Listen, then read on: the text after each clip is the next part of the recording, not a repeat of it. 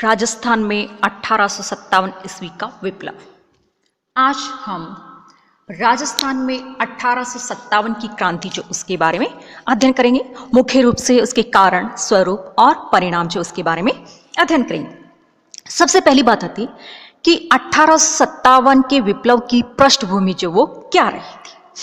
कि 1857 में भारतीयों द्वारा ब्रिटिश सत्ता का विरोध आधुनिक भारतीय इतिहास की एक अभूतपूर्व घटना बताई जाती है। यद्यपि अधिकांश अंग्रेज इतिहासकार जो थे उन्होंने मात्र सैनिकों के असंतोष जो है उसी को विप्लव का कारण बताया है, किंतु कहा जाता है कि ये वाला कारण जो था एकमात्र कारण नहीं था, बल्कि इसके लिए अनेक कारण जो जिम्मेदार थे। अंग्रेज सरकार की नीतियों के परिणामस्वरूप भारत की परंपरागत संस्थाएं और परंपराएं जो थी वो समाप्त हो रही थी और ब्रिटिश शासन के प्रति जनसाधारण की सहानुभूति जो है वो भी जाती रही थी। और डलहौजी के गोद निषेध सिद्धांत से भारतीय राजाओं को बहुत गहरा आघात लगा था और वे अपने अस्तित्व के प्रति संदेह प्रकट करने लगे थे। और मुगल सम्राट बहादुर शाह द्वितीय के साथ किए गए दुर्व्यवहार से समूचे देश में ब्रिटिश प्रशासन के विरुद्ध असंतोष एवं द्वेष जो है फैल गया था और भारतीयों के प्रति अंग्रेजों में जो भेदभाव तथा असमानता की नीति अपनाई गई थी उससे भी भारतीय जनता क्रोधित थी। और समाज सुधार के नाम पर ब्रिटिश प्रशासन ने सामाजिक क्षेत्र में हस्तक्षेप कर उसे और भी ज्यादा असंतुष्ट बना दिया और अंग्रेजों ने भारत को ईसाईयत में रंग में यानी कि ईसाईयत के रंग जो या पाश्चात्य संस्कृति जो उसमें रंगने का भी प्रयास किया, जिससे भारतीयों के मन में अंग्रेजों के प्रति शंका और घृणा जो है उसके भाव उत्पन्न हो गए। और अंग्रेजों की आर्थिक शोषण की नीति से भारतीयों में निर्धनता जो बहुत तेजी से बढ़ने लगी और भारतीय और ब्रिटिश सैनिकों के प्रति भेदभावपूर्ण नीति तथा भारतीय सैनिकों के धर्म पर प्रहार ने भारतीय सैनिकों के मन में अंग्रेजों के प्रति घृणा उत्पन्न कर दी थी। और 1857 के विप्लव का तात्कालिक कारण एनफील्ड राइफल का भारत में प्रयोग करना था और इस राइफल में एक विशेष प्रकार का कारतूस प्रयोग किया जाता था जिसको चिकना करने के लिए गाय और सूअर की चर्बी जो यूज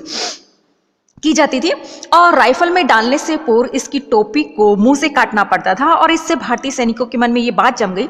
कि अंग्रेज लोग जो है धर्म भ्रष्ट कर उन्हें ईसाई बनाना चाहते हैं और इसके साथ ही उनमें अंग्रेजों के विरुद्ध विद्रोह जो उसकी भी भावना भड़क उठी। और 26 फरवरी 1857 को बहरामपुर छावनी के सैनिकों ने इन कारतूसों का प्रयोग करने से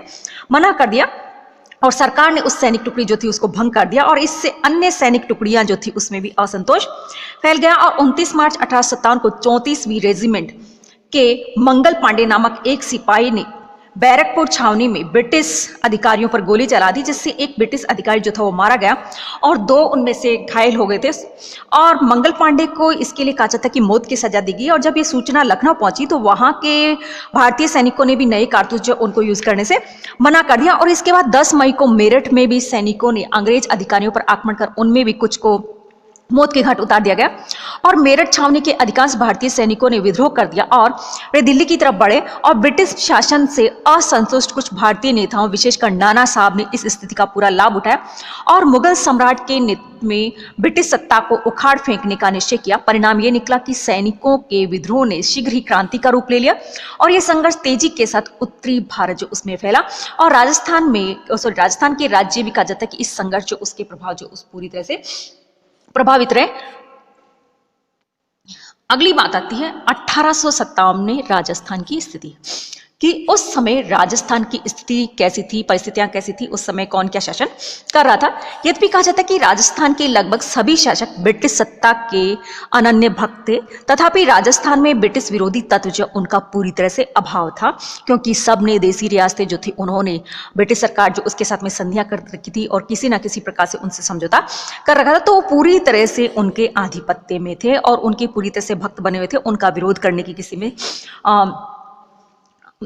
कोई भी उनका विरोध नहीं करता था। और 1857 के विप्लव से काफी समय पूर्व जोधपुर के महाराजा मानसिंह ने ब्रिटिश विरोधी तत्वों का प्रतिनिधित्व किया था और वह जीवन पर्यंत ब्रिटिश हस्तक्षेप का विरोध करता रहा। और जब ब्रिटिश सरकार ने डूंगरपुर के महाराजा को सिंहासन से हटा दिया तब भी जनता में अंग्रेजों के विरुद्ध असंतोष भड़क उठा था। इसी प्रकार से जयपुर में क्रोधित जनता ने कप्तान ब्लैक की हत्या कर दी थी और कहा जाता है कि ब्लैक की हत्या राज्य के उच्च अधिकारियों, राजमाता तथा कुछ लोगों के पूर्व नियोजित षड्यंत्र जो उसी का परिणाम थी। और हत्या का कारण राज्य प्रशासन में ब्रिटिश अधिकारियों का बढ़ता हुआ हस्तक्षेप था और कोटा राज्य में अंग्रेजों ने झाला जालिम सिंह और उसके उत्तराधिकारियों के अनुचित दावों का समर्थन किया, जिससे समस्त हाड़ा राजपूतों में असंतोष भड़क उठा था और उन्होंने मांगरोल के निकट अंग्रेज सेना से सशस्त्र मुकाबला किया था। और विप्लव के पूर्व राजपूत सामंतों का एक वर्ग भी ब्रिटिश सत्ता का विरोधी बन चुका था और अंग्रेजों ने राज्य में शांति एवं व्यवस्था स्थापित करने के नाम पर जो सैनिक ब्रिगेड कायम की थी, उनका उपयोग राज्य विरोधी सामंतों की शक्ति को कुचलने के लिए किया गया और इससे सामंतों का असंतुष्ट होना स्वाभाविक था। और 1857 के समय इन असंतुष्ट सामंतों ने ब्रिटिश सत्ता का जोरदार प्रतिरोध किया और संभव है कि इन सामंतों ने अपने स्वार्थों के वशीभूत होकर ब्रिटिश सत्ता से संघर्ष किया हो, परंतु उन्हें जनसाधारण का सहयोग मिला। इससे इस बात की पुष्टि होती है कि 1857 के पूर्व ही जनसाधारण में ब्रिटिश विरोधी भावनाएं जो विद्यमान रही थी। अगली बात आती राजस्थान में ब्रिटिश सत्ता का प्रतिरोध कि 1857 का विप्लव आरंभ होने के समय राजपूताना में 6 ब्रिटिश सैनिक छावनियां थी और अजमेर से 10 मील की दूरी पर नसीराबाद और नसीराबाद से लगभग 120 मील की दूरी पर नीमच और नसीराबाद से लगभग 60 मील की दूरी पर देवली, अजमेर से लगभग 35 मील की दूरी पर ब्यावर और लगभग उससे 100 मील की दूरी पर एरिनपुरा और उदयपुर से लगभग 50 मील की दूरी पर खैरवाड़ा की छावनियां जो थी। और इन छावनियों में 5000 भारतीय सैनिक थे, किंतु किसी भी छावनी में कोई यूरोपीय सैनिक नहीं था। तो अब देखिए कितनी ये इंपॉर्टेंट बात है, यहाँ पर सारे के सारे भारतीय सैनिक ही लगाए गए थे। और मेरठ में हुए विद्रोह की सूचना राजस्थान के एजीजी यानी कि एजेंट टू गवर्नर जनरल जो था उसके, जिसका कि नाम जॉर्ज पैट्रिक लॉरेंस था, उसको 19 मई 1857 को जब ये सूचना मिली तो सूचना मिलते ही उसने राजपूताना के सभी शासकों को हिदायत भेजी कि वे अपने अपने राज्य में शांति बनाए रखें तथा अपने राज्यों में विद्रोहियों को नहीं घुसने दें और यदि विद्रोहियों ने प्रवेश कर लिया हो तो उन्हें तत्काल बंदी बना लिया जाए। और एजीजी के सामने इस समय अजमेर की सुरक्षा जो उसकी सबसे बड़ी समस्या थी, क्योंकि अजमेर शहर में भारी मात्रा में गोला बारूद, सरकारी खजाना और संपत्ति थी और यदि ये सब विद्रोहियों के हाथ पड़ जाता तो उनकी स्थिति अत्यंत सुदृढ़ हो जाती और अजमेर में भारतीय सैनिकों की केवल 2 कंपनियां थी, परंतु इन दोनों में एजीजी का विश्वास न रहा और इस समय अजमेर में 15वीं बंगाल नेटिव इन्फेंट्री थी जो अभी अभी मेरठ से यहाँ पे बुलाई गई थी और एजीजी ने सोचा कि संभव है कि ये इन्फेंट्री मेरठ से विद्रोह की भावना लेकर आई हो, इसलिए इस इन्फेंट्री को नसीराबाद भेज दिया गया तथा ब्यावर से 2 मेर रेजिमेंट बुला ली गई और उसके बाद उसने डीसा से एक यूरोपियन सेना भेजने को लिखा और कोटा पलटन को भी तत्काल पहुंचने के आदेश दे दे। तो इस प्रकार से राजस्थान में ब्रिटिश सत्ता का प्रतिरोध जो है इन स्थान जो उनके ऊपर बड़ी आसानी से हो सकता था। अगली बात आती है विप्लव का सूत्रपात, अर्थात ये जो 1857 की क्रांति हुई थी वो किस प्रकार से हुई थी। कहा जाता है कि विप्लव का सूत्रपात जो था वो कहां से, नसीराबाद से हुआ था और इसके पीछे कई कारण थे। कहा जाता है कि जिसमें पहला कारण बताया जाता है कि एजीजी ने 15वीं बंगाल इन्फेंट्री को जो अजमेर में थी उसे अविश्वास के कारण नसीराबाद में भेज दिया था और इससे सैनिकों के मस्तिष्क में ये धारणा उत्पन्न हो गई थी कि एजीजी का उसमें कोई विश्वास नहीं है, इसीलिए उन्हें अजमेर से हटाकर मेर रेजिमेंट को बुलाया गया और इसलिए वे अंग्रेजों से नाराज हो गए। दूसरी बात है कि उस समय नसीराबाद में 15वीं और 30वीं नेटिव इन्फेंट्री भारतीय तोपखाने की टुकड़ी और फर्स्ट बम्बई लॉसेंस के सैनिक थे और मेरठ में हुए विद्रोह की सूचना के कारण यद्यपि नसीराबाद छावनी के सैनिक बगावत के लिए बहुत ज्यादा उत्सुक थे तथापि वे पहल नहीं करना चाहते थे और अंग्रेज विद्रोही की अफवाह से बुरी तरह से भयभीत थे और उन्होंने सैनिक केंद्र की रक्षा के लिए छावनी में फर्स्ट बम्बई लॉसेंस के उस सैनिक से जो कि वफादार समझे जाते थे